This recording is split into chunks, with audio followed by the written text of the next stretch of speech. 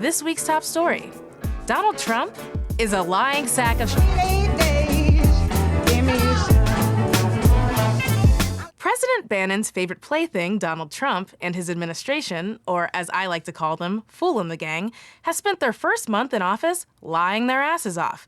The news media has used the term falsehoods in lieu of lies because to lie is to have the intent to spread fallacies. So basically, if Donald says that Steve Bannon doesn't look like a sentient pile of rotting pickle loaf, he's spreading a falsehood and not a lie because we can't be sure if he knows that Steve Bannon does, in fact, look like a sentient pile of rotting pickle loaf. According to PolitiFact, a nonpartisan Pulitzer Prize-winning fact-checking organization, nearly 70% of all of Donald Trump's public statements since taking office are false. On February 7th, Donald Trump said, "The murder rate in our country is the highest it's been in 47 years, right? Did you know that? 47 years. And that's a bold-faced lie. I can say that because I'm not the news media, I'm a commentator. The truth is that the national homicide rate is way lower today than it was in the 1990s when it peaked.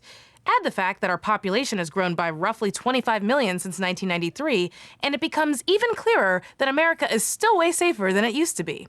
On February 6th, Donald Trump claimed that terrorism has gotten so bad and so rampant that the very dishonest media doesn't report it anymore. That's a big-ass lie.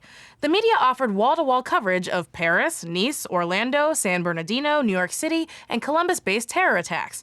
If Donald Trump was concluding that non-Western world terrorism was underreported in America, he'd be right.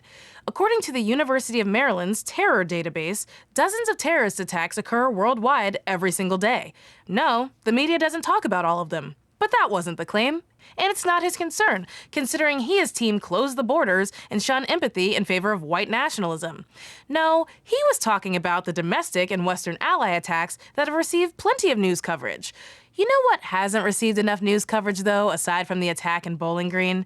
Donald Trump's botched military intervention in Yemen that cost the life of a Navy SEAL and 23 civilians, including 9 children. This raid was so damaging that Yemen rescinded America's permission for special ops on the ground there. Yemen literally said, "Nah, we're good," to the world's strongest military because Donald Trump's utter ineptitude cost the lives of an American and Yemeni civilians. #sad. Here's a scrolling list of other things Donald Trump has lied about since taking office. There are too many to cover in one episode. But let it be known, we call lies lies here.